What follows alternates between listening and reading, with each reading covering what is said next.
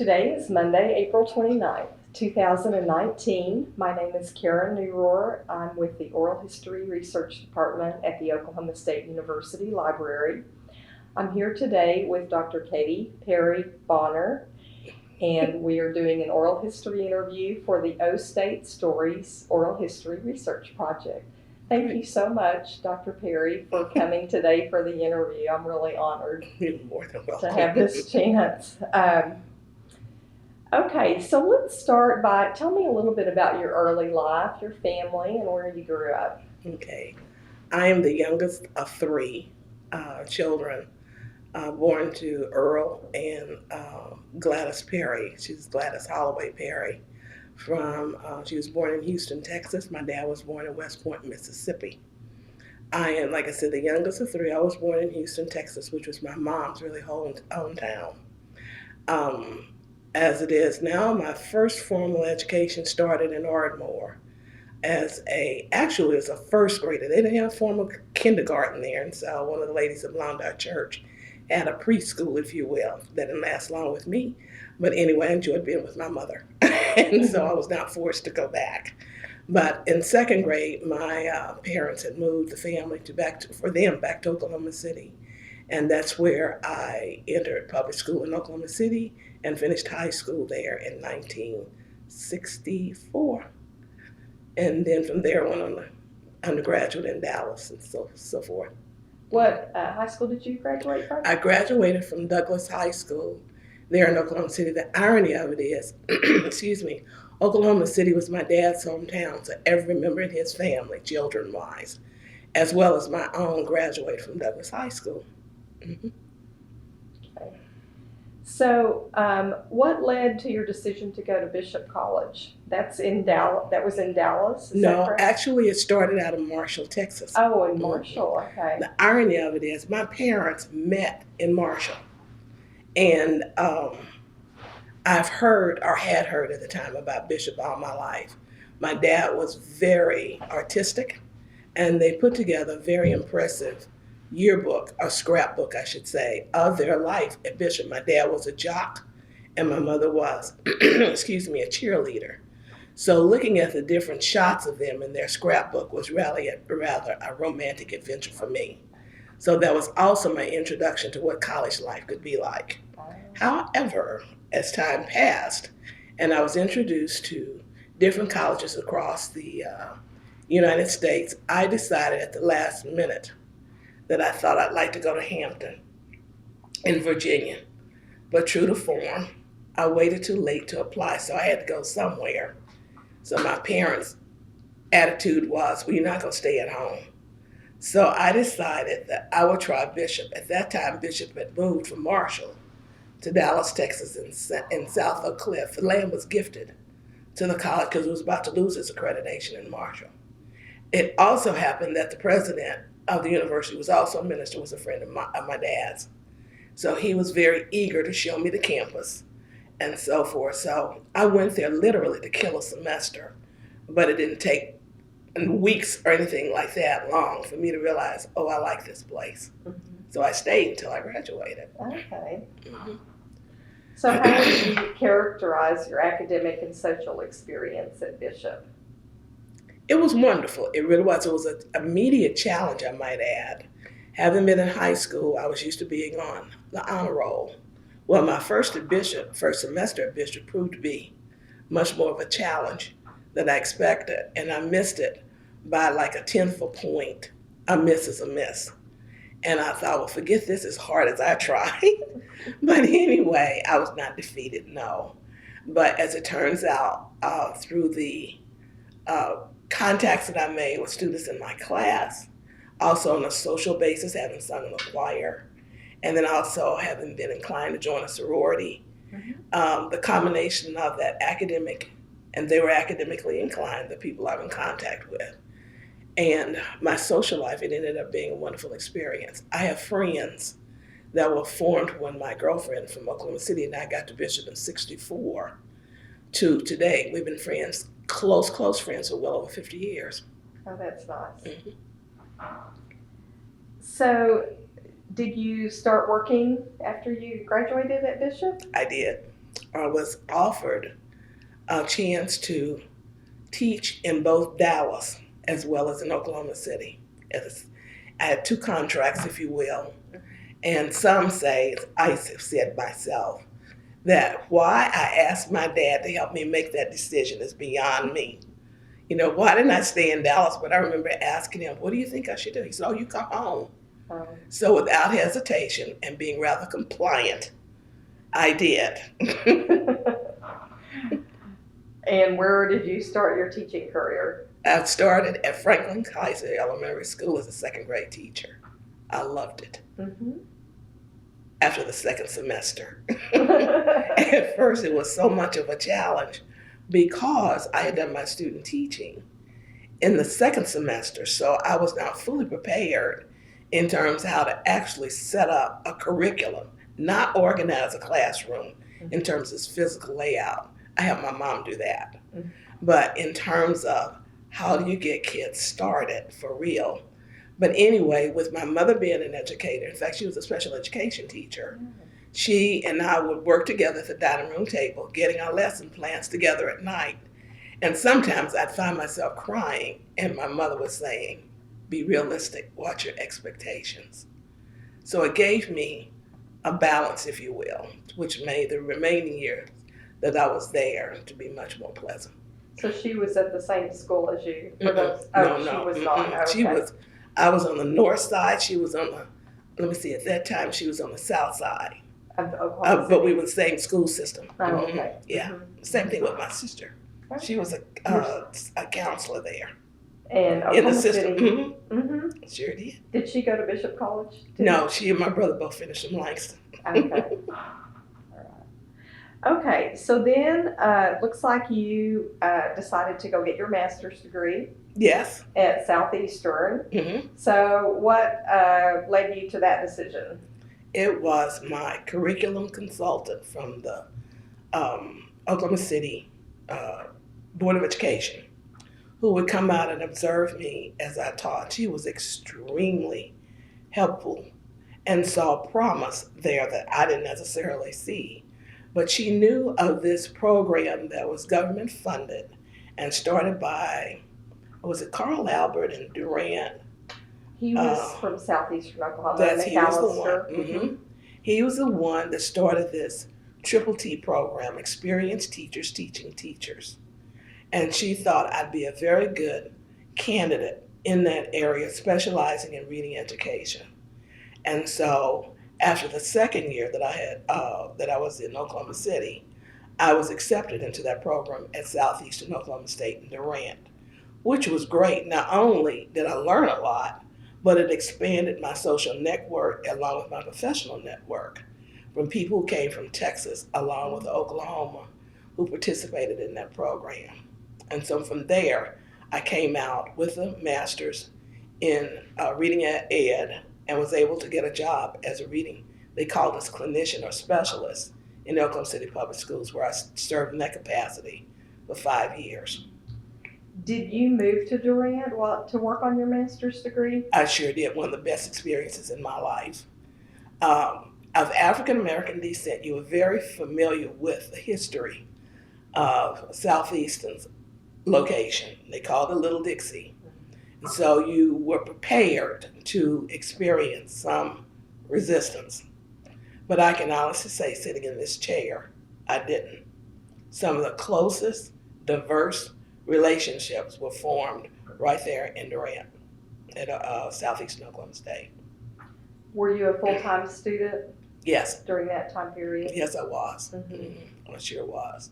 And how many students were in your cohort? You mentioned they were from even I not was- just Oklahoma, but Texas. I can't be definitive in terms of, there were 8 or 10, but somewhere in that particular range. Mhm. And because you took all your classes together, I think everybody was there on a full-time basis. And the ladies, I think we were all women, we all socialized together on Mondays, going to different houses. And I always looked forward to going to Janice Arundel because she always fixed beef stroganoff that was delicious. But anyway, we were able to form a close bond the way that program was structured, along with learning the art. So was it a 18-month or 24 months A program? year. 1 year. One One year. year. Your master's degree. It was packed. Wow. All you could do was go to school for full time. Yes. Mm-hmm. You really, really did. And it didn't just stay, if you will, the academic curricular experience did not stay there directly in Durand. We were able to go and observe school districts, one in which was in Minot, North Dakota. They had what they call the British Free Day system, which is kind of like the Montessori. So we could go to see how they integrated the community into the school curriculum along with the other content areas. It was a good experience as well. That sounds like it was a very enriching program. It was intense, it really was. Mm-hmm. Okay, so then you went back to Oklahoma City and you were a clinician, reading clinician for how many years? 5. 5 years. Okay. And then you decided to get your doctorate. So what led to that decision? Well, it's kind of mixed from the standpoint, I never stopped going to school. I guess it could be, like they say, some of us are professional students. But what I did, I thought one day, I said, something happened to me in education, where education is concerned. What am I prepared to do? And what can I do to enrich what I already have to put me in another field? And the notion of becoming a psychometrist came to mind because I knew that was something, and a profession that was attracted to business and industry. So I went to OU and had them look at my transcript and put up a plan of study where I could get my certification in psychometry. Well, as it turns out, that introduced me to other aspects of the academic or the sphere in terms of I learned about measurement, I learned about statistics, research, and most importantly, evaluation through that particular curriculum. And so I had finished all of that, started, like I said, I was reading clinician, finished all of that, and all it was lacking was a practicum. But because I work full time, I needed to find a place where I could go and complete this practicum in the evening.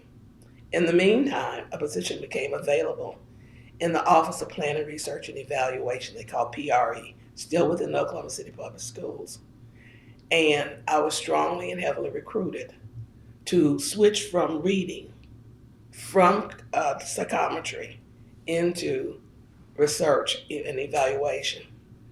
And that was attractive to me. And the irony of this is I talked it over with family members. I was the only one out there who saw the attraction there. Some said, no, you need to stay where you are. No, you need to go ahead and finish the psychometry certification. And I thought, but this will cover it all, So I took a leap of faith and I decided that that's what I wanted to do. And it was a new, enriching, and I wish I could come up with the right adjective, experience, exhilarating, mind-opening experience. And I served in that capacity for 3 years when I was given the opportunity to come to OSU as a lecturer, in a minority lecturer that was bringing what you can call the real life experience into that academic tower. And so that's how I happened to come to be here for 1 year as a minority lecturer working with faculty here in either reading, I have the option of reading, or in planning research. And I opted for that. And like I said, that was in 1979. And I was given an opportunity to stay another year. And the next thing you know, I'm one course shy of finishing up my doctorate. So that's how I got here. The rest is history. Well, let's backtrack just a little. So you were taking classes at OU working on a certification? In psychometry. In psychometry. Okay. And do you recall how many hours that was going to require or how many classes? As I can remember, and this has been a minute ago, but I want to say something like 14. It wasn't a lot because of the foundation courses I had that was connected with my master's. Okay. Excuse me. So things transferred over for you. Yes. Counted. They sure did. Okay. And I remember thinking, really? That's all I need? And they worked very closely with me because Again, I worked full-time, so it was whether or not, where could I take some of these courses? And so they accepted coursework that was on my plan of study that was offered at the time UCO, to complete that certification at OU. Okay. So interesting. You never know. You know. So you said that you had the opportunity to come to OSU. So how Yes. did that come about? In the Office of Planning, Research, and Evaluation, Dr. Evangeline McGlon stopped by my office one day. Dr. McGlon is a former professor here at OSU, a retired professor, and she was telling me about this lectureship program that she was on and what she was doing. I said, oh, this sounds fascinating. And I think you would benefit from that. She was saying, tell me more about it, In the meantime, I did get more information about it and made application to come here. And the next thing I know, I was accepted. But it was with the understanding, which made it fun, if you will. It was an experience that I could enjoy for a year and then come back. I didn't even clean up my desk when I left Oklahoma City. And I left my pictures on my office wall with the understanding, if you occupy this office, feel free, but leave everything alone. And so forth. But that was in 79. Where was your office in Oklahoma City at that time? It was right across the street from the Board of Education, which was on 9th and Klein. It was in this old nondescript building. I don't know what that building was at first. It must have been some kind of school. But the computer science department, or records, was kept in that building, along with those of us in planning, research, and evaluation. And it was like a family. There were only like 5 or 6 of us at the time that were evaluators. But the whole entire school system opened up to us in that department because we were constantly collecting data, analyzing it to address some particular concerns for different units within the entire system, even with the Board of Education, the superintendent or whomever. So was part of the evaluation accreditation related at that time? Well, yes, from the standpoint that all public schools, most institutions, do have to put together documentation to, maintain their accreditation. So we would assist in that process. Okay. So did you move to Stillwater for that 1 year that you were planning to be here? And I sure did. you did? I knew the day that I came up here to be interviewed, if I'm accepted, I'm not going back and forth to Oklahoma City every day. And one of the things I also realized, this is indeed a walking campus. So my whole attire was going to have to change. I had heels on the day I came for my interview. That realization hit quickly. This isn't going to work. And who was on that interview committee? Do you remember? At the time, I remember being interviewed by the department head at the time, who was Dr. Bill Elsom. Dr. Elsom passed away in, I think, 1986. But he was kind of like my guide, kind of to it, he was. And he was the one who also introduced me to Dr. Ken King. As Dr. Ken King at the time was the, I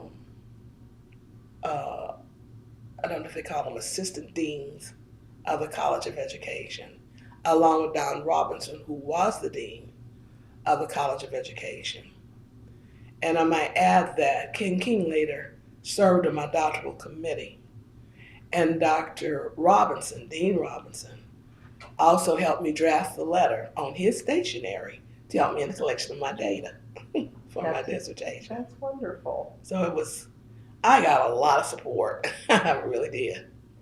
So what were your first impressions? You mentioned that OSU was one of your first impressions was it was a walking campus.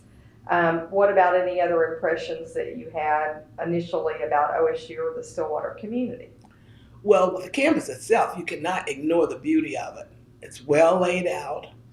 You looked at the symmetry or the consistency of the architectural style that's there. You looked at all the beautiful trees, the garden, and so forth. So you'd be hard pressed to ignore that.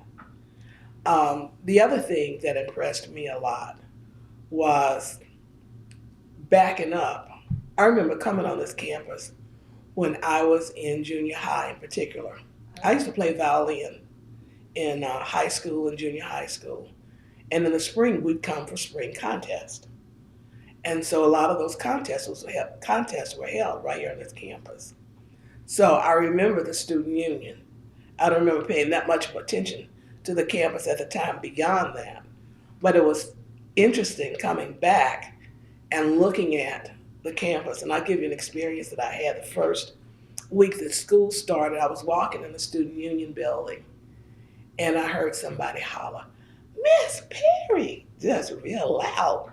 And I was walking through the hall. I said, "Who is that?" Well, it was Sandra Story, one of my second grade students that I taught the first year that I was at Kaiser, and she was a freshman here at OSU. So we started out fresh together. Oh, how fun. That's a great story. So you came here for the year and then you were encouraged to continue on. What was the OSU environment like for you as a doctoral student? It was a wonderful experience, I might add. One of the things that you observe pretty quickly, being of African American descent, you didn't have a lot of people who looked like you in your class. And the same thing held true in terms of who my professors were. But that was the reality of it at that particular time. What was more important was the relationships that I was able to form with my classmates, along with the relationship I formed with my instructors. Every last one of them was just as supportive as they could be. And the other thing, as I would later tell students and incoming faculty, when they'd ask me about the OSU experience, I would give it. I said, but you have to, and the community too for that matter, but you have to understand, I just live about an hour up the road. So my experience may be a little different. If something gets challenging, I'm at home, But at the same time, when we would reach, have some issues to address, to the best of my ability, we try to put them in perspective and then come up with a way of addressing them. Can you talk about any issues in particular that stand out? The one that came to mind just immediately was there was a move, I can't remember the year right offhand, excuse me, but there was a suggestion,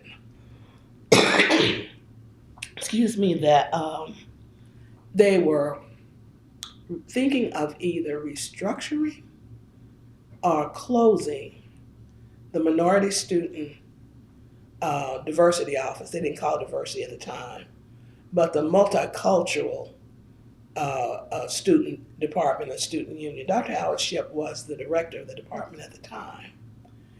And that was very much of a challenge. And I did what I could to try to counter that decision, making the case that that office not only served the need of the students, but it also served the need of a lot of us faculty folk, both representative of the minority community as well as the majority community as well.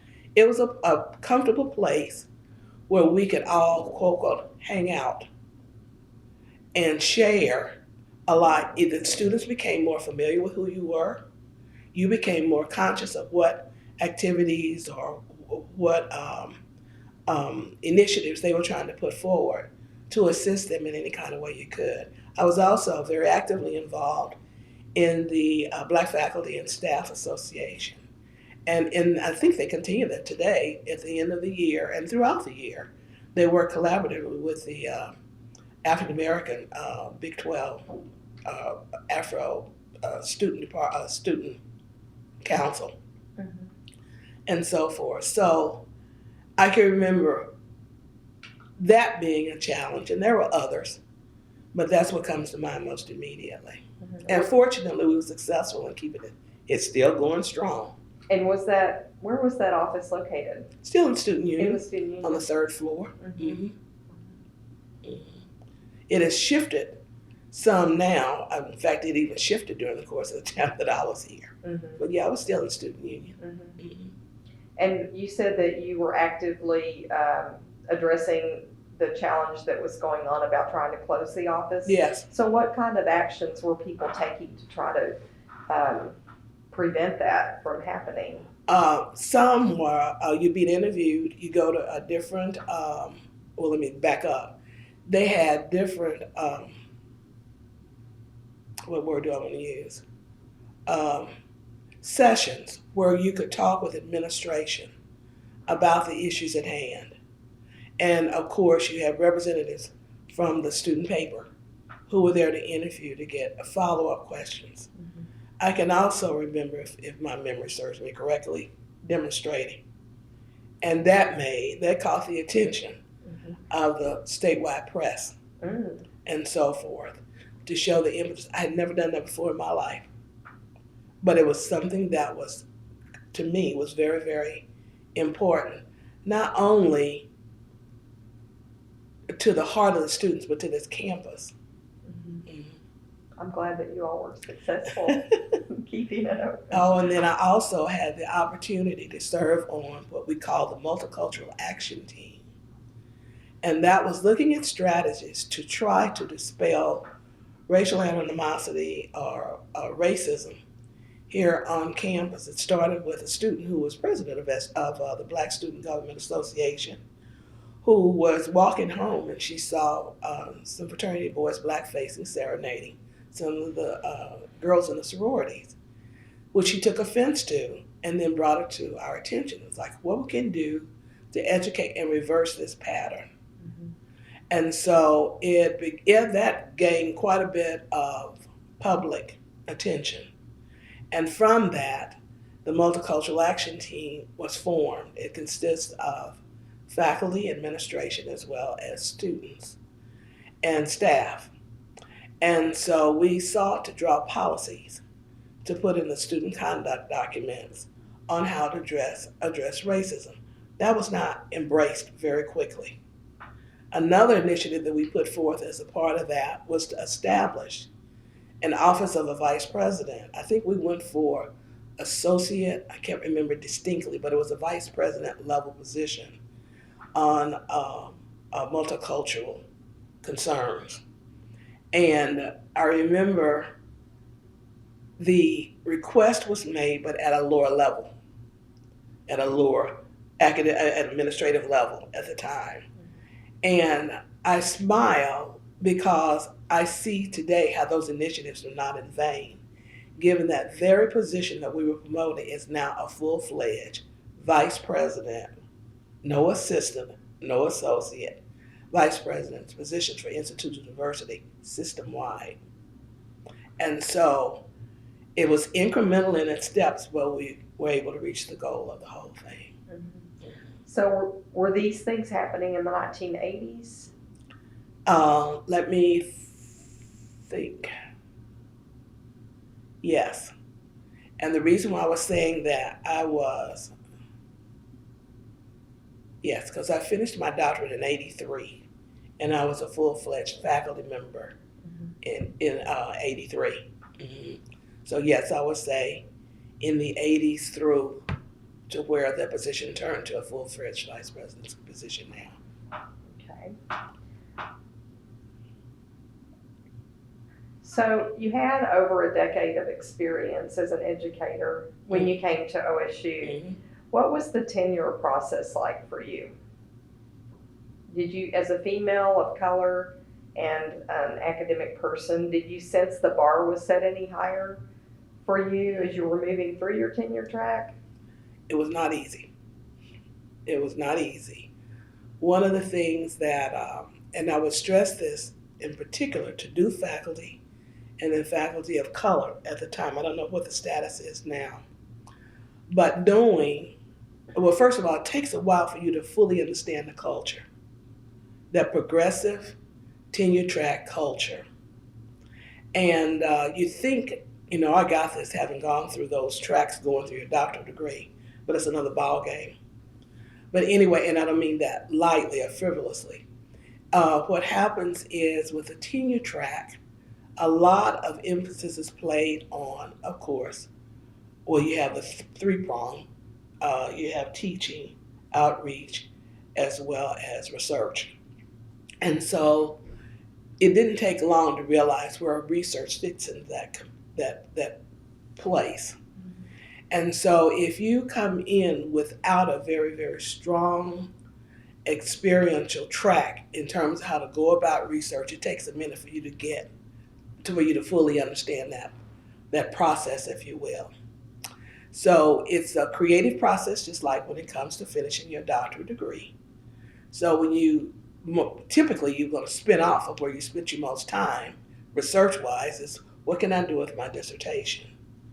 And so there are many steps involved in translating what you did as a part of your dissertation into turning that into a national presentation and then also a publishable piece and so forth. In the meantime, while you're thinking along that, you're planning classes and you're also engaging on a lot of external activities. We'd like for you to serve on this committee, this committee, this committee. We need representation, especially minority representation. So if you're not very careful, you can get yourself caught up in that loop. And the next thing you know, it's time for you to put your documentation together to see if you're ready to be reappointed. And so knowing how to juggle all of that and mix that up can be pretty frustrating. And then you watch others around you who are in a similar position or those who have already passed reappointment and they're trying to go for full tenure status, and promotion. It's the spinoff is like, this is nerve-wracking. Mm-hmm. And in the meantime, you're looking to see how much support you can get, but at the same time, not expecting them to do the work for you. So it's a challenge, that's the bottom line. So I'm here, I made it, and I cannot say it was like, it's nothing to it. Mm-mm. No, you're going to put a lot of effort and a lot of organization and research in that whole process and still try to be one of the best educators that you can be. And if I could add something, this is something I shared when I was retiring. Coming from a very very civic-oriented background, service has always been a major priority to me. My brother would tease me and call me Miss Fix-It, from the standpoint that if you see someone who has a challenge, I would try to say, what is it? Tell me about it. And so I would try to figure out a way to fix it. So as I go through what I just described to you, I'm still trying to fix it. Fix me, fix them, fix you, and so forth. But that's still a major characteristic of me today, being very much service-oriented. Mm-hmm. So I had to learn how to, as my mother said, K. Marie, inside that word K-N-O-W is that little word that says N-O. Sounds like your mother was a very wise person. She was. She really was. Let's see. So you mentioned when you came here that you felt like you had a lot of support from mm-hmm. the Dean of the College of Education and the people around you. Mm-hmm. Who was your advisor for your dissertation? My major advisor, the advisor, was John Hampton. John Hampton. And John Hampton was an ed psych professor. He was rather kind of round and short in stature. Beautiful, beautiful white hair with this beard that came down. It was snow white as well. And he had the reputation of being rough. Now, like I said, support. Some of his former students embraced me and kind of gave me an inroad into Dr. Hampton. And we became very fast friends. And so he was my major professor. Dr. Joe Campbell was my dissertation advisor. And I had met her before I came to OSU, when we had her to come down to PRE to talk about criterion reference testing. So I knew her. And then another thing along with that, this is beyond what you asked, was Dr. Dave Perrin, who was in research, was assigned to be my instructional advisor. And he was excellent. Fortunately, he was very organized. And I saw how I could organize my class notes to put together a document, a curriculum for every topic that I taught that still prevails today. Interesting. Wow. For my purpose. Mm-hmm. And that's going from using transparency sheets, writing on those notes, put them on that projector, down to putting it on a desk, to a flip drive now. And then I freak out when I look at these smart boards. And all, they're so underserved on my behalf. Okay. So Joe Campbell, was it J.O. Campbell? Her first name is Noma, N-O-M-A. N-O-M-A. Noma Joe Campbell. And we're fast friends today. Okay. And Dave Perrin, was it P-E-R-R? P-E-R-R-I-N. No. Let me see. P-E-R-R-E-N, P-E-R-R-I-N. Okay, one or the other. Okay. Yeah. All right. He was there, both of them. Well, Dave in particular, because he left before we transitioned to to Willard from North Murray. But we were a department called ABSED, Applied Behavioral Studies. Okay. All right. But he left here, and I think they went to Murray State, but he's since retired with his wife Ann. Okay. How were you received by your students? You started teaching that first year. You were a lecturer, visiting lecturer, and then you moved through and went through the doctoral program. I'm assuming you kept teaching while you were going through that program as well. So how did the students receive you? Warmly. Good. I tease a lot, and I play devil's advocate. And one of the things that I do in instructing is trying to find some common denominator of interest to them. Sometimes I would make some of the most ridiculous examples, but they got it.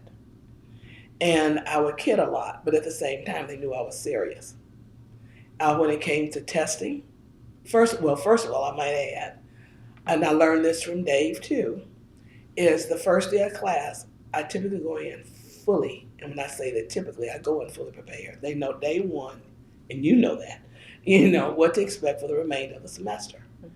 And that way, I kind of cover my base, and it keeps me on track. I try to make the class notes available to the students. So if I go off on a tangent, we have some common point, to bring me back to center. But anyway, I like to have fun with them. I tease, but at the same time with the understanding in terms of parameters, class rules. You let me know if I've ever offended you, because that's not my intent at all. It's primarily to get your attention. So one of the most exhilarating experiences that I had that came most unexpectedly was when we had the College of Education convocation. When those of us within the college were getting our various degrees, and we would get our gifts from the college. And I remember seeing the undergraduates go on stage, for the president, the dean, and whoever the representative from high administration would be, to shake their hands. And I can't remember who was sitting next to me, but as the students marched in front of us going on stage, and we were saying, taught him, taught her, taught him, that's mine, taught him, taught her, and so forth. So when it was time for those of us with the advanced degrees to get our degree, we were marching in line. I remember one of the faculty, who were just like colleagues of mine in the department, because I was a lecturer, was saying, "Don't worry, Katie, we're gonna clap for you." I said, "Thank you, please." So when it was my turn, when they called my name, we were in the student union ballroom. Pandemonium broke loose. I'm serious. And my brother captured my expression on film. And it was like, whoa, those are my students. And I remember Jay Boggs, who, not Boggs, Jay Boggs, who was the um, uh, vice president of academic affairs, was the representative who was there to shake my hand. It's like, whoa. It's like, really? You went on around, they were still clapping. Like, what behind the stage when I came out, it rose again. What was funny afterwards, different people come to me in the hallway, but I didn't know from Adam, and they didn't know me either for that matter. It was like, who are you? And my response was, I paid them. So that was, how was I received? What better confirmation do I need than that? That's wonderful. That's wonderful. Okay, so you mentioned that you were over at Murray in your when I first came your here. offices when you first came here. Yes, ma'am, 319.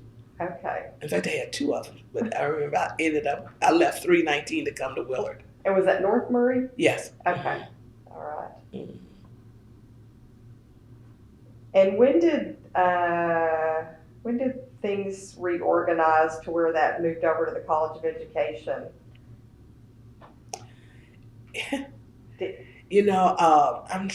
was talking to someone about this just the other day. This is 19, isn't it?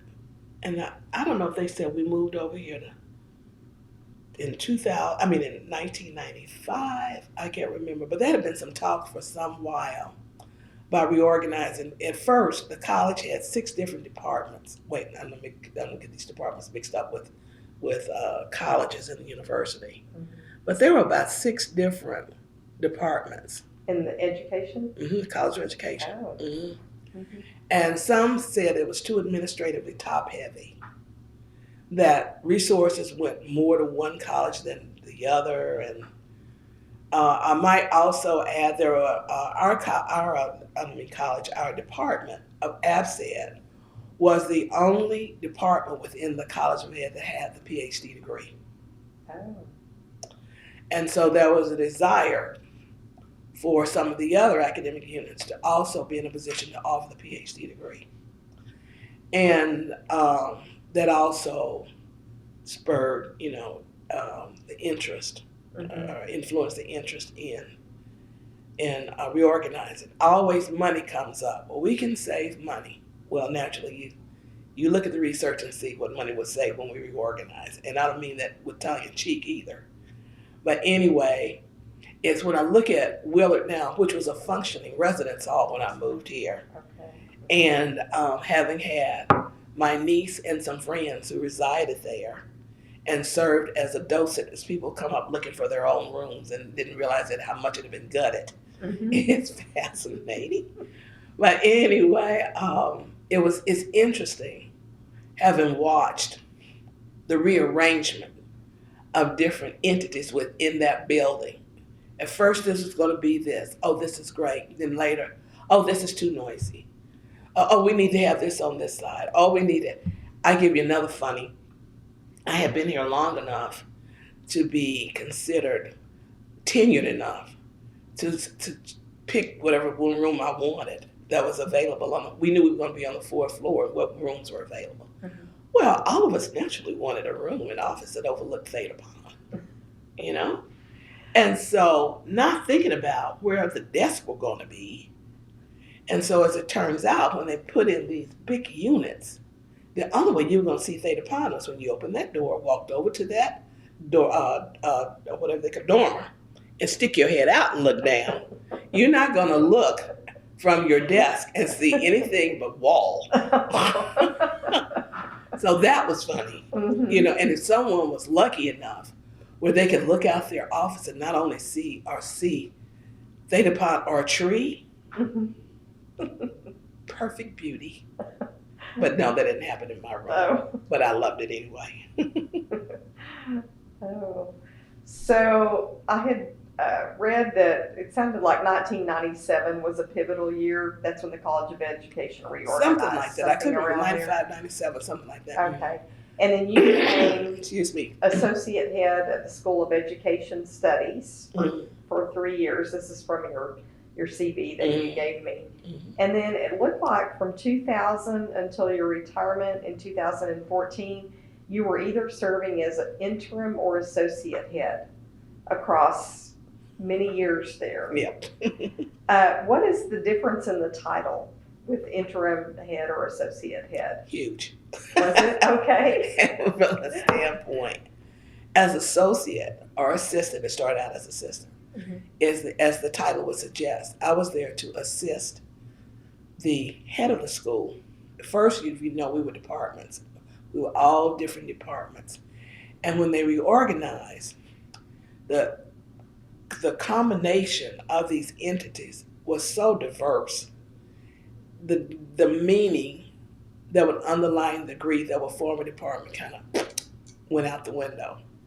So how can we best define ourselves or describe ourselves? So it was decided by those who were more knowledgeable than I that let's call ourselves schools. So with the School of Educational Studies, that name came about because how do you label a combination of programs that will include research and evaluation, higher education, human resource or human relations, aviation, social foundations, and social foundations, I might be missing another entity. How do you merge all of those?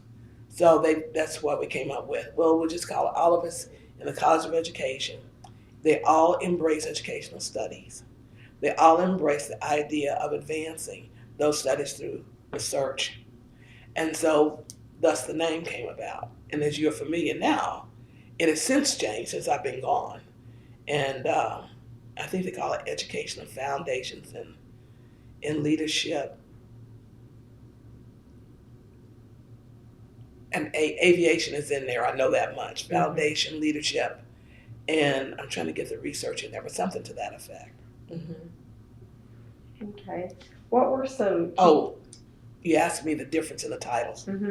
So one of the things I did was to help in coming up with labels. And that is helping the department head. We bounce ideas off of me and so forth. I didn't have to do anything involved with faculty evaluations. I didn't have to do anything regarding the budget other than talk about it. And so a lot of those units, I could assist in like putting documents together and that kind of a thing. I wasn't good. When you become a head, that is tough. Someone was saying that they felt that may be the toughest toughest administrative position on campus. Why? Because you are leading, governing, whatever, your peers. You know each other. And I'm in a position to determine, how well, in terms of my assessment of the document you give me, how well you're performing in those three-pronged areas.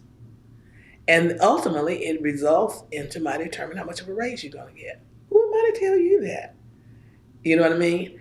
But at the same time, one of the things that I attempted to do, as with anything else, is to try to communicate that I'm going to be fair, given what I have to work with and the parameters that I have to work with, in this process. So you don't feel like, well, you did this for him, but you didn't do this for me, and that kind of a thing. But it's personally, it's something to pray over.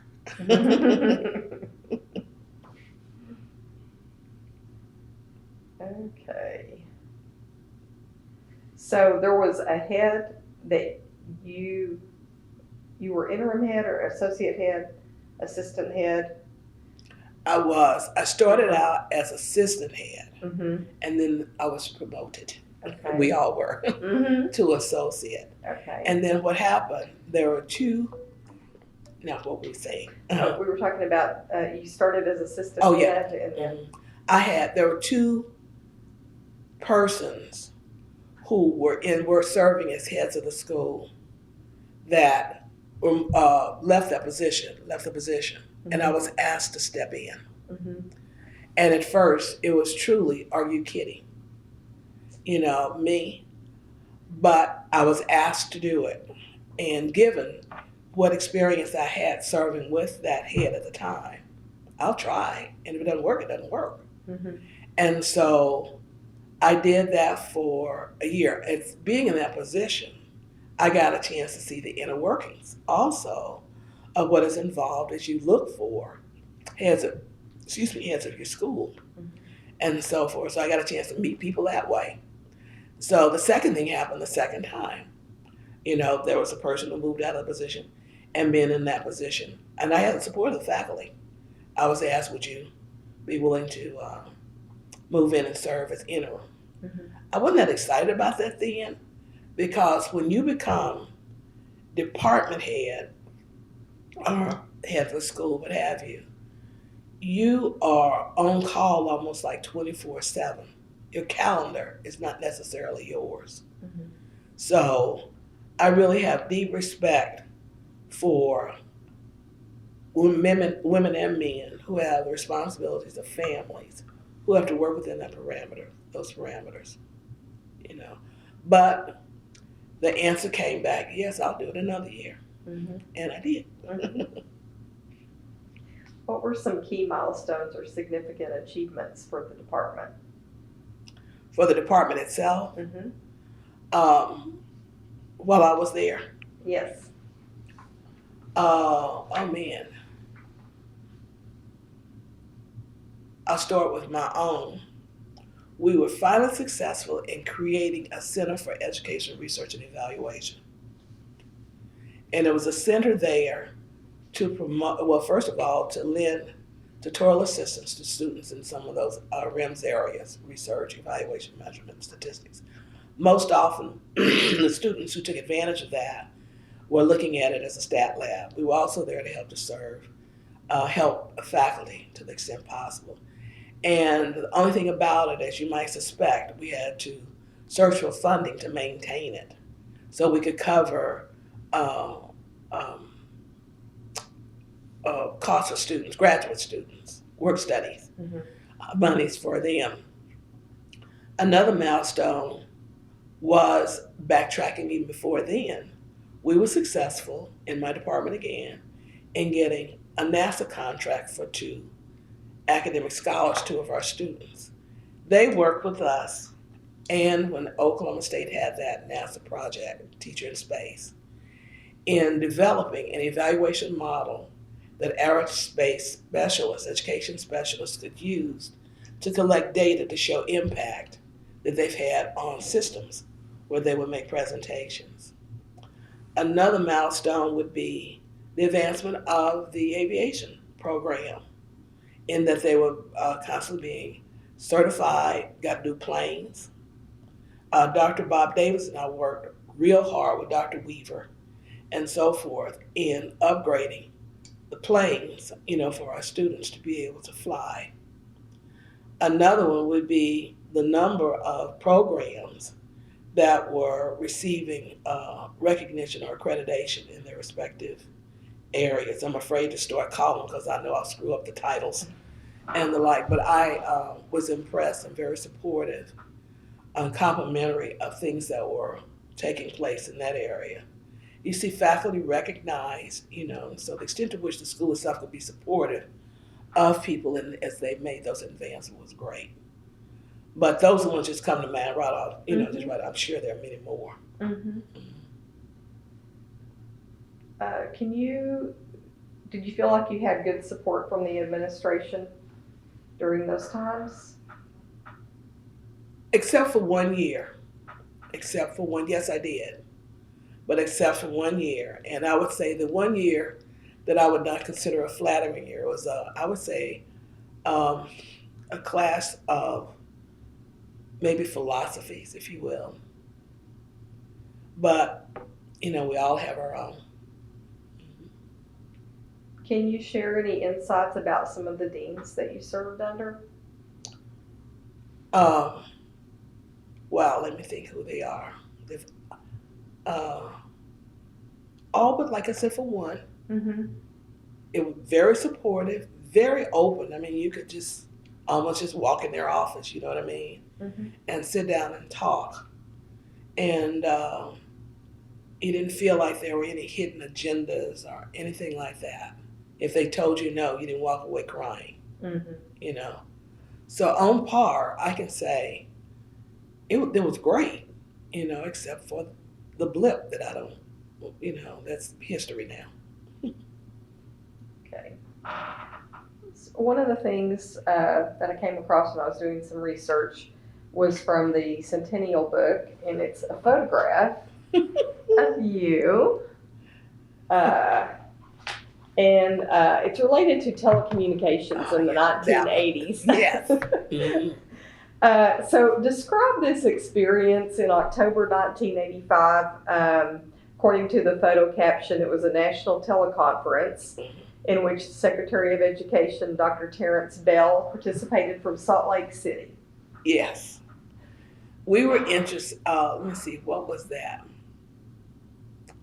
There was a conflict going on, I think, at that particular time between standardized testing and like criterion reference testing. Anyway, in an attempt to try to figure out what's happening nationally, there were three of us who put together a notion of a conference. Why don't we do this? Mm-hmm. And so as we roughed it out, we had a lot of support to have to work out all the details for it. And so one of the things was, why don't we create a teleconference? That was my first teleconference. I've had since done several, but that was the first teleconference that I'd ever been a part of and served as moderator for.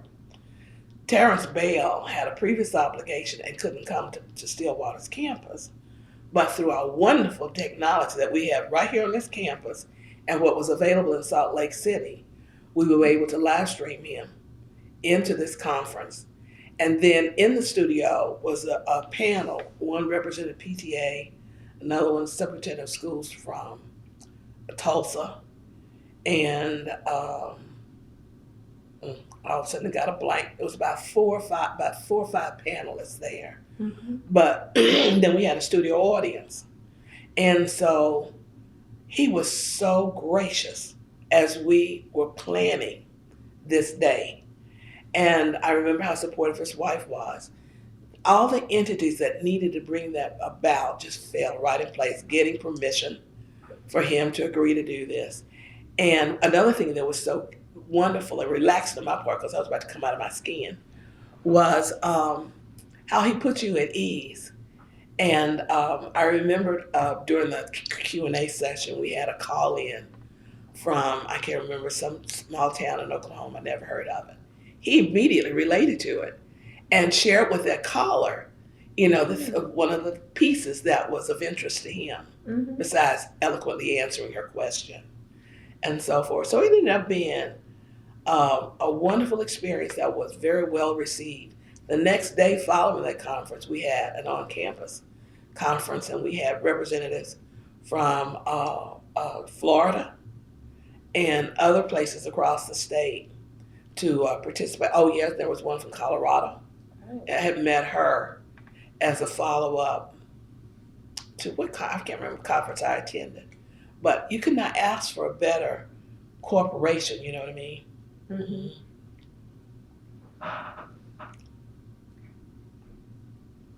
Okay, so we talked on earlier, you mentioned that OSU with a three-pronged mission, mm-hmm. land-grant institution, right. Teaching, research, and outreach. Mm-hmm. During your time at OSU, did you see or experience any shifts in emphasis of those three areas? Being in the College of Education, did it stay steady and the same, or did you notice any shifts in that?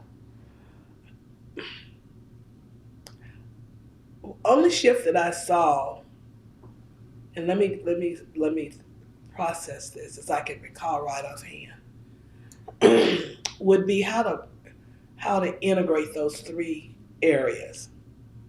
Whatever you do in the line of research, how does it help in instruction, and how does it help outside the university? I'm trying to remember the cute little name that a former dean of ours had for that. And it's funny because if one would hear it, it's like, what is that? But anyway, I saw an attempt to blend those three, and in so doing, of course, finding funding that would help to support it outside, the walls of your classroom or your office or what have you. Mm-hmm. So the integration of those three-pronged areas was one shift that I saw. And another thing that I saw was collaboration. And I think I saw that's still in process now to encourage people across disciplines to collaborate. I might be in research, I might involve someone from the music department as well as from the science department to advance some entity, maybe within a STEM area or within something that could help to feed and advance a community effort. What kind of changes did you see in teaching over the years? Oh, you have the ITLE Center that was since formed, which provided a whole lot of academic support, academic tutorial support for incoming teachers as well as graduate assistants or teaching assistants. I get tickled because I still get OSU email, and I look at some of the seminars that they offer, and I thought, oh, I'd like to do that. And why? But I think it's great. It's been in place for a long time, and it's advancing. They're getting ready to switch over from bright space to some other space in terms of the way you can interact with your computer and your blackboard. Your smart board and all like that. Well, they already have seminars offered on how to make that particular transition. So it's consistently a lot of support. I think OSU has one of the best technology, to me, programs and supports that you'd find anywhere. Did you teach in Oklahoma City and Tulsa? Yes, I did. Did you teach classes? No, I didn't teach in Oklahoma City, but I taught in Tulsa. Mm-hmm. One of the things that was concerning was which of our programs that had predominantly been taught here on campus could also be offered in Tulsa. Mm-hmm. So and also with one of us, going over there. So I think it was the first year that I taught research design. That's when the state office building, so it used to be UCAT. Mm-hmm. And so we used to carpool to get over there for that. And then we advanced, of course, to our own facility, there. And we'd ride Bob and back and forth. I offered program evaluation 1 there eventually as well, and then would teach either design or research or statistics. Introductory statistics there as well. Mm-hmm. So these were all graduate classes? Yes. Mm-hmm. Mm-hmm. Okay. Another thing that was great with the, I think I did evaluation 2 there, where the students in that program actually evaluate a program. And one of the programs that we evaluated was the Tulsa Library, the OSU Library on the Tulsa campus. Uh-huh. And that was a good experience. One of the things I would try to do is to identify projects that would result in a win-win experience. I wanted the students to see what it could be like. So I would do a lot of heads-up work with the entities to see whether or not there was an interest, mm-hmm. and to make sure the parameters were there, to make sure they know this is the first time out, and I'm here to want to know, just to see what you want to know, to make sure it's doable on their part. Mm-hmm. And then, be available to them to guide them through the process. Mm-hmm. That would be a valuable experience. Oh, I have gotten very good response, or had gotten very good response from that experience. Mm-hmm. So overall of the classes that you were teaching over the years, which ones were your favorite ones to teach?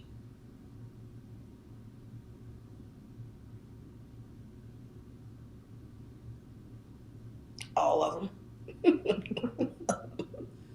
If you can find that little niche, and if you can respond, react, great. Mm-hmm. In a warm way, in a safe way, trusting way, they work. So since you retired in 2014, Yes, ma'am. you have continued to serve as an adjunct professor. Mm-hmm. What's motivating you to continue to teach? Helping. Filling in. Service orientation. Filling in a gap. Mm-hmm. We need someone to cover. Well, from my Dave Perrin experience, I have my evaluation class right there on my flash drive Mm-hmm. there, and so I'm prepared. Mm-hmm. Not that far out, Mm-hmm. but can step in and fill in that gap. Is there a particular class that you usually step in and teach? Um, the last two classes have been Program Eval 1. Mhm. Yes. That's the class I had Mhm. with you. Yes, that's Mhm. right. Mhm. Okay. Are you teaching every semester? No. Oh, okay. Once a year, about? I don't know. Oh, okay. I don't know. My husband and I are going quite a bit now. Oh, uh-huh. And I thought, oh, wow, I don't know. Okay. I think your husband and you is probably another story, right? Oh, yeah. Oh, yeah. That's, everybody said, you need to turn that into a book. It's phenomenal. Let's talk about students at OSU, student Mhm. experience at OSU.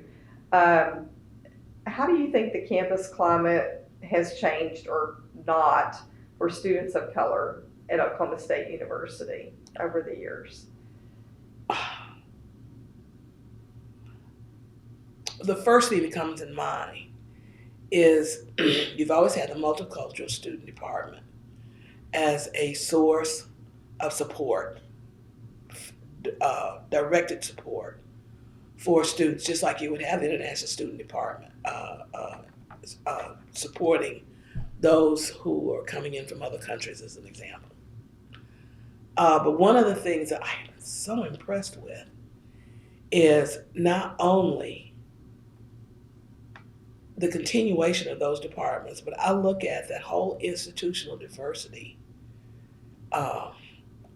operation or organization, if you will, the outreach that they have there, the establishment of the Hall of Fame. As I have shared, I've served on a lot of committees while I was here. And one of the things, I look at brochures, just like when you travel to go to conferences, you pick up a brochure, let me see something about your city. And you look in these magazines, and those magazines will tell you who's welcomed.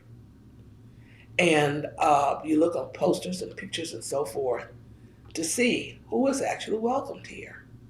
Well, that's one of the things I've always been very conscious about since I've been at OSU. Who is welcomed here? And I see far more signs of being welcomed here as a minority student today than what I saw when we came. I had the pleasure, the honor, of serving on the committee that selected the sculptor for that Nancy Randolph Davis sculpture there. I knew nothing about that field, but with the direction that we had there to follow, well, first, the whole idea that such an idea was presented and acted upon was impressive in and of itself. Mm-hmm. The Diversity Hall of Fame wall that's in the student union, you're welcome. Mm-hmm. Along with the banquet. I look over in the other residence hall where you have TRIO, where you have the LSAMP program that's operated. It's support everywhere. And serving as an ambassador for OSU, the people I encounter, especially of color, I try to apprise them of it. When you go to OSU, this is who you need to talk to. Get in touch with this person because I know the support that's offered. That's not to say the other groups are not doing that. I'm not saying that at all. Mm-hmm. But like I used to tell the students at a Black orientation, when you see me on campus, you speak. It's not that many of us, Well, when I look at it now, it's like, wow, look at this. When I go to the student union. So I see advancements in that area. That's a good thing. Did students come to you, or do they, for personal or academic advice? Oh, yeah. Yes, indeed. They still do. Mm-hmm. Are there some students that you have mentored, tutored, or personally counseled that stand out in your mind as special? Yes. And I can say that real quickly because it just happened again. There is a young student that came here as a freshman from Oklahoma City, named Brian Carter. Brian Carter got his degree in the College of Education. I watched him as a freshman. I never had him as a student. But you know how you can look at some people and you just know they're going places? That's the way he struck me. Handsome, tall young man, looked like an athlete, but much more of an academic. Brian became president of the Black Student Government Association. He also rose to president of the Big 8, Big 12 Conference on Black Student Government. I remember him proposing to his girlfriend at the luncheon. Oh, that's all the students talked about when they got back on campus. Anyway, Brian finished OSU, and he and his wife got jobs working in the Fort Worth public schools. And the next thing I know, and I would keep up with him. Brian has things going great. Oh, humble.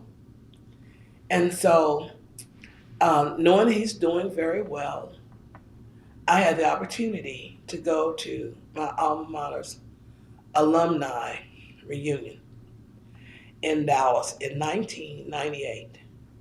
And we worshiped at one of my classmates from Bishop, who's the minister there, who founded that church that had become a mega church as it was the beginning to become a mega church with about between 4,000 and 5,000 members.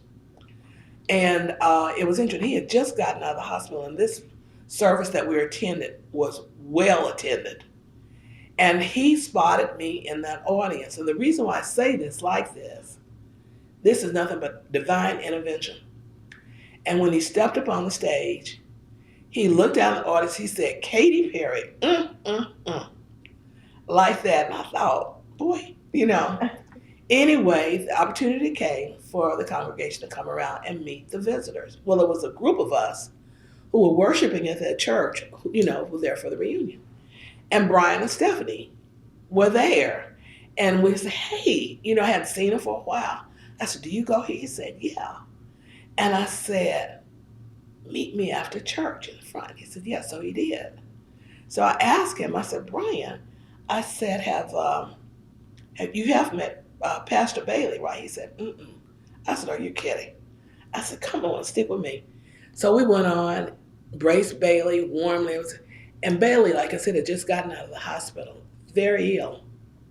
And I introduced him to Brian, and I told him, I said, I want you to know this young man. And I went on and I was talking about the virtues of Brian Carter, which was no exaggeration whatsoever. And my charge to Bailey was, use him. And so the next thing I know, this is one of the times I was the head of the department, I get this note to call Brian Carter. So I did, and he said, Dr. Perry, guess where I am? I said, where are you? In my office. I said, in your office in Fort Worth? He said, no, in Concord Church. Well, fast forwarding, Bailey thought he had 5 years to mentor Brian, but that didn't happen. Bailey passed. But before he passed, he asked the church to accept Brian as his successor. Wow. Which the church embraced him. That church has over 9,000 members as we speak. Hmm.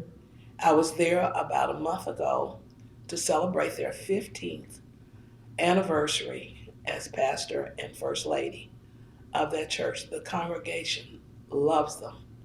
I remember when all 3 of their children were born. They're not grown, but it's a phenomenon. I think the oldest one's a teenager, and so forth. And so as a part of the 2-day celebration, he asked that I bring greetings. And now my first thing, I bring you greetings from your hometown of Oklahoma State and from the university as America's brightest orange, our alum, Oklahoma State University, and so forth. So he continues to be well respected, well embraced.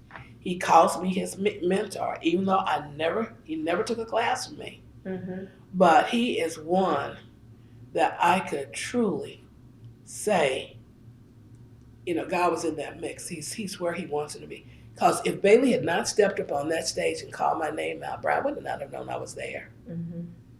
And then not only that, another thing that's phenomenal to me is Bailey did not ask me that Sunday, give me his contact information. He never once called back or anything. I later learned his wife told me that he had told her, he said, we got to find that young man that Katye introduced me to. We got to find him. And he worked with him. He really, really did. And in so doing, I have classmates from Bishop that were members of that church, and they talk about, oh, Brian is the best. I understand you introduced him to Pastor Bailey. Mm-hmm. So if you sometimes look at their website, it's impressive. Concord Church? Concord Church, Dallas. Dallas, okay. He's the one that comes to mind most immediately. Mm-hmm. Dr. Sarah Wilkie Garden, evaluation mentor of mine, mentee of mine. Same thing with Dr. Maruma Mavita. Going on. I could go on. But anyway, most immediately, Brian is the one that comes to mind. I have a lot of them that I look upon with a whole heck of a lot of pride. I really did. Not so much of what I did, but how they helped to enrich my life. Was Jovette Dew one of your students? Yes, ma'am. Yes, ma'am. I taught Precious. I think I had Precious also in my class. Okay. I'll tell you another one who was a former student of mine is Dr. Pam. Pam Fry? Okay. And Precious Elmore Sanders. I'm trying to remember. I remember working with her a lot. And I want to say she was in my class as well. In one of my classes, I mean. I have a lot of, I told someone, if I don't hear him get out of here, I'm going to be a historian.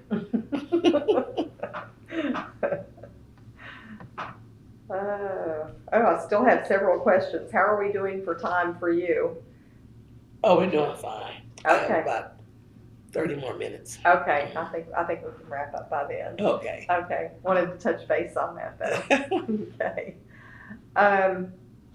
Can you describe the research that you focused on? Well, spinning off my dissertation, I was interested in what steps or what experiences did it take to become a competent elementary teacher. Having been a former second grade teacher myself, you are everything to those students. You're with those students all day long.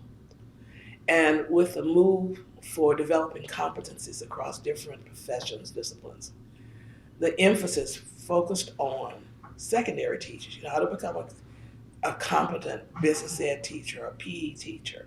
Well, that's one subject area. You may have multiple students, but you only have one content area to deal with. And then you only dealt with those students on an incremental basis. I got them for 50 minutes, 50 minutes, 50 minutes. With this little group of students, you have them all day long. So when I did the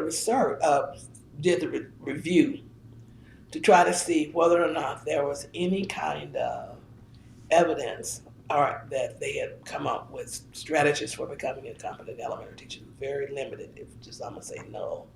So that became the drive behind what I wanted to do. And then as a part of the dissertation experience, you need a philosophical component to it. So what philosophies of education, of human development, all the spectrum underlie what you support? So that became a line of study as well. I also worked a lot in the area of program eval. That's where I spent most of my time, was in presenting at national conferences in particular in the area of program eval, presenting a lot of the results, a lot of the projects that I worked on with students here as well. The piece that I published, I remember, in the American Evaluation Journal was to do what I called a reaction to, it was evaluation experience using a mental meta evaluation approach. And it was a function of reading this report and writing up my reaction to what the professor could have done, what the students could have done, drawing in the principles of evaluation as well as other standards, of evaluation.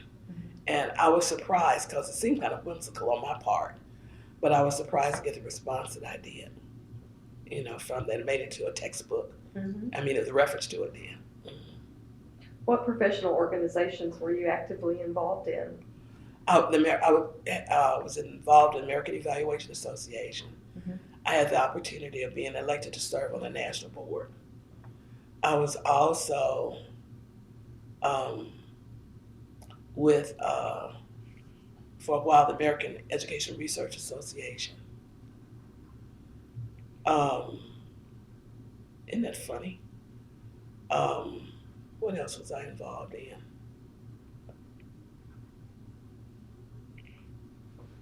Phi Kappa Phi. That was an honorary society, though. Those are the ones that I remember. I hadn't thought about that for a while. Those are the ones that come to mind almost immediately. Were you one of the first female faculty members of color here?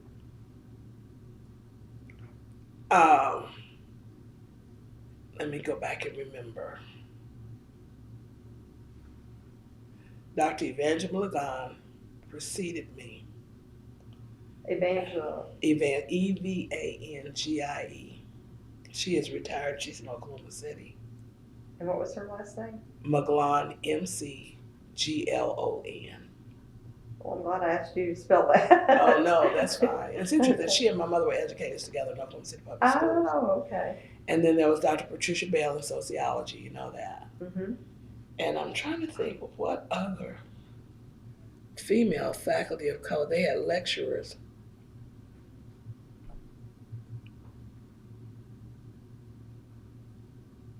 I'm trying to remember Zola Drain. She and I graduated together. What was her last name? Drain, Drain. Zola Drain. She was in biology. Zoe or Zola? Zola. Zola, okay. Yes. Okay. Betty Gaffney. She was in HS. And how was, you spell her last name? No, she was Bettye. Mm-hmm. And Gaffney's Gaffney. Okay. So it wasn't a lot of us, but I was a part of the few. I'll put it that way. Okay. One of the things I came across in the Equal Opportunity book, like that one, was this picture of Dr. Hazel Scott. Yes. She was Assistant Vice President for Student Academic Services, and it says that she was the first woman and the first Black to hold a Vice President's position. That's correct. In OSU. That's correct. Okay. Did you know Hazel? Very well. Mm-hmm. Sure did. I've lost track of her, but she was a wonderful presence here as well. Mm-hmm. She was here about 4 years, right. From what I could tell. That's about right. Was she still trying to move up into higher administrative positions? I don't know that was her goal, other than doing that, and then she moved from there, I think, to California. I want to say like to Santa Barbara or someplace like that. Mm-hmm. And then from there, I heard to Georgia, and I don't know where she is now. Okay.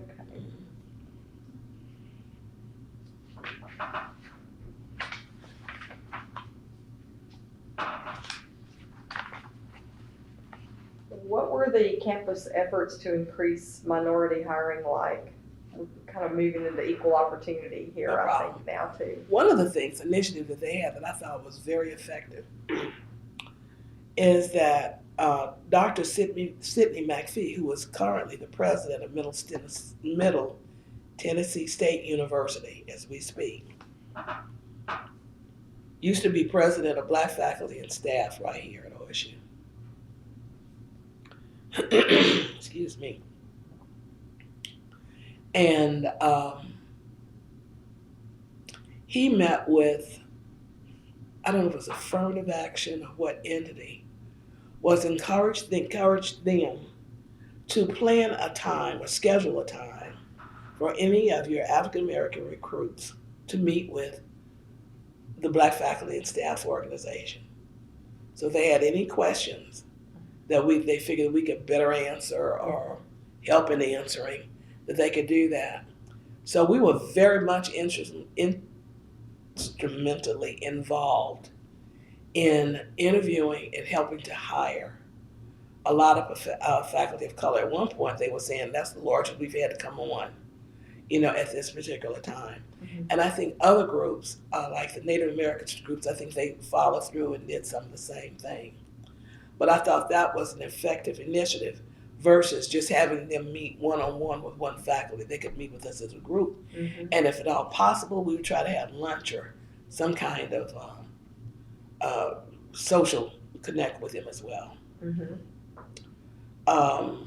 I don't know what the strategies that are in place that they use now. I don't know either. Mm-hmm. But there has been an increase, I know, in faculty of color. And I just learned not a moment ago, I learned that Dr. Larissa Wingate Mm-hmm. in the psychology department is now the second female of color Black to receive the full professor rank. And so I'm very happy for her. She's number 2. Mm. Okay, who was the first one? Dr. Patricia Bell. Okay. So I was extremely excited for her. Mm-hmm. So the Black Faculty and Staff Association was, were you all a support network for each other? Yes. As well as University. instrumental in the recruitment? Right. Mm-hmm. And we also gave scholarships. Oh, uh-huh. Mm-hmm. So did you have to raise money for those? All that we didn't raise, we gave. Mm-hmm. We contributed, donated, I should say. Okay. Were there some particularly successful fundraisers that worked for the Black Faculty and Staff Association?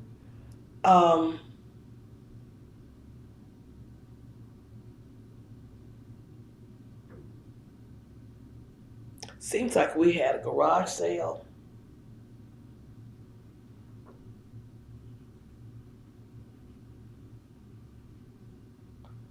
I think part of the money that we gave in dues was donated on that behalf. Mm-hmm.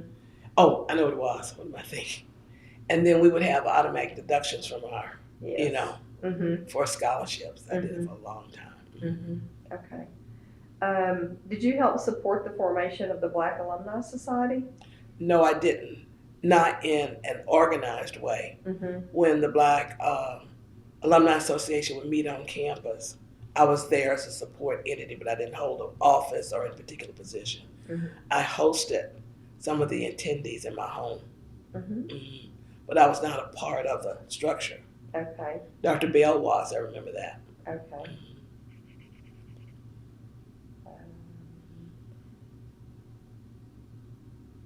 So you weren't actively involved in the leadership of that No. group? Okay. Okay. Do you remember when Dr. John Montgomery was serving on the Board of Regents for OSU Yes. and OAMC in the mid-1980s? Mm-hmm. He served 2 terms. Right. So. I got a chance to meet him and his wife. Mm-hmm. I didn't know them personally, Mm-hmm. but I enjoyed watching him with his tall stature.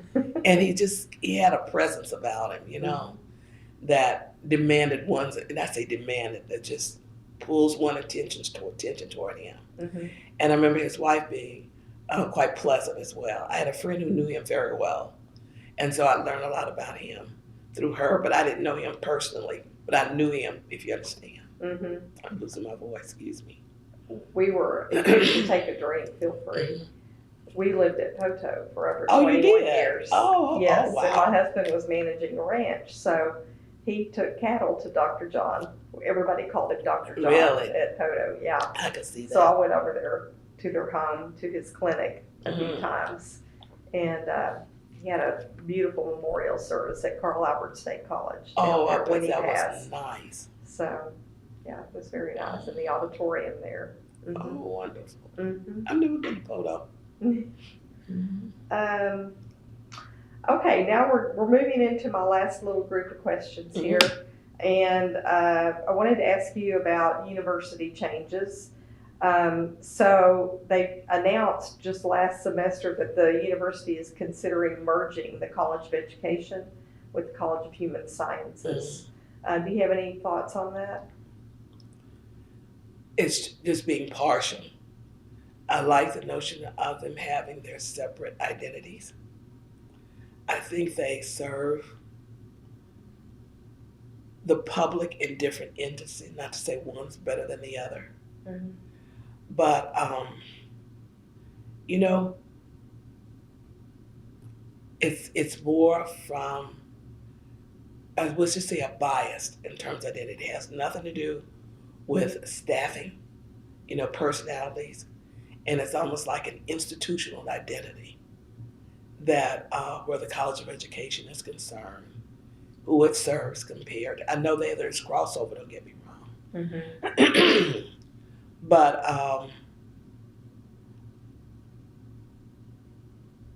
I'll just leave it at that. Looking back on your career here, Mhm.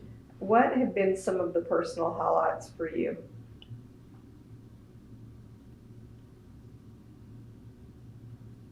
One would be being hired. This was nowhere on my radar, and I mean, working as a professor. I remember when I was in undergraduate school and having gone on SMU's campus, I jokingly said, I'd love to be a professor here, but I didn't really mean it. I never thought of myself as being a professor anywhere.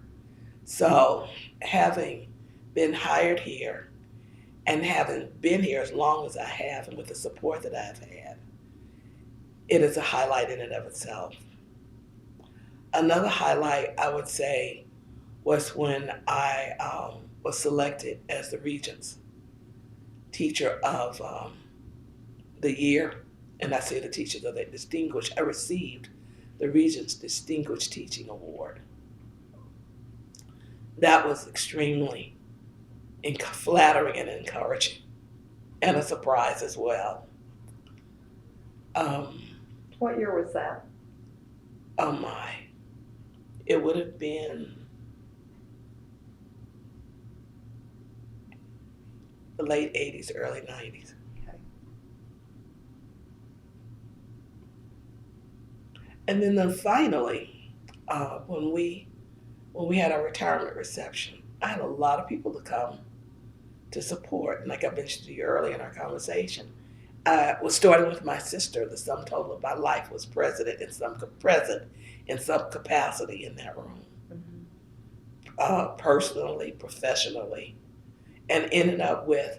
I was very flattered because there were a lot of faculty who were here when we were absent, who was so encouraging and supportive. They came, and I told them, I said, this is my way of creating that reunion we always talked about, and it makes it all the more special, given that some of the people that were in attendance are gone. Oh. Mm-hmm. But that was a highlight. Mm-hmm. And one of the things I often said was, when I left here or any other institution, I wanted to walk away with a genuine smile on my face, and I did. Mm-hmm. I'm sorry, this voice is so scratchy. What do you miss the most now that you're retired? I can tell you that pretty quickly. There are so many opportunities to learn so many different things that occur on this campus that while here you can just hop over and take advantage of, go hear this person, go hear that person. So in that regard, I miss the campus life and its convenient offerings. Mm-hmm. First class, I got a chance even to serve on the, what do they call it now? The committee where you bring in entertainment. The Allied Arts. Yes, now. I surely did. Mm-hmm. That was an enlightening experience.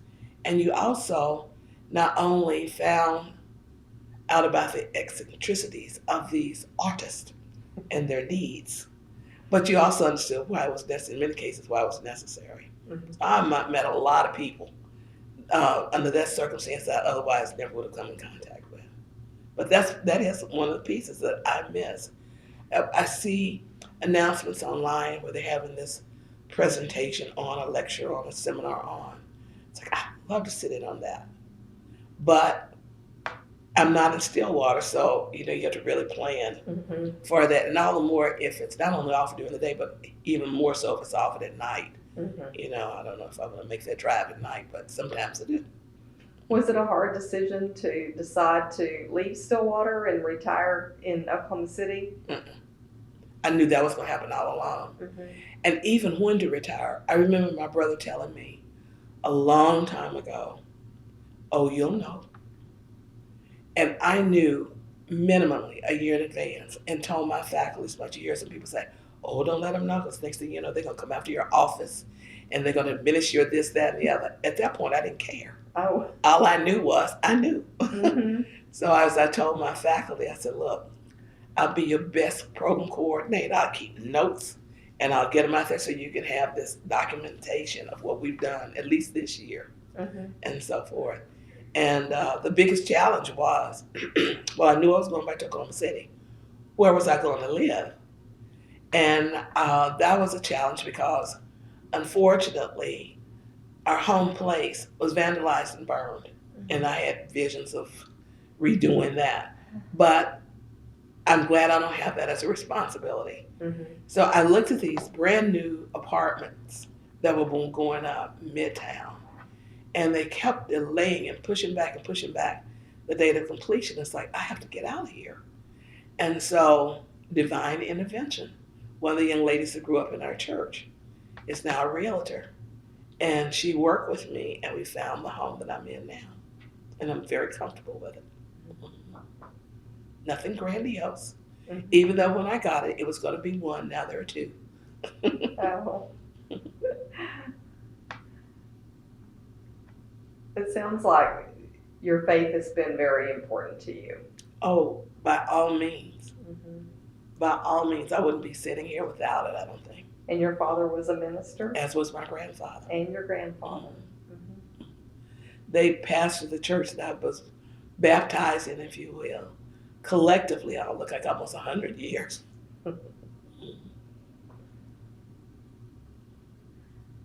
What would you tell your 20-year-old self?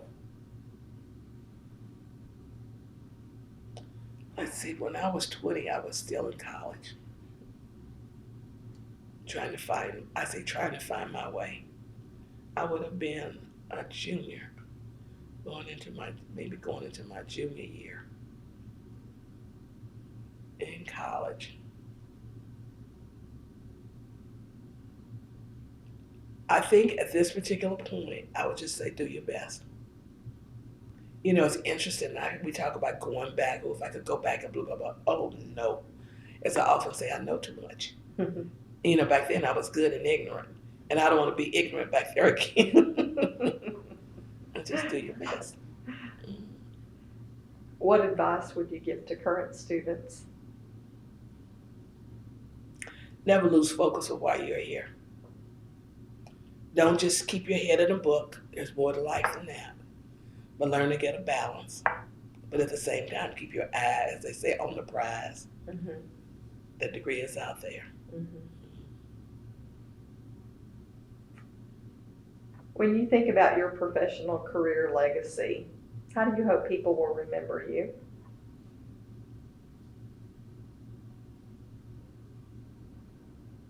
She served me well.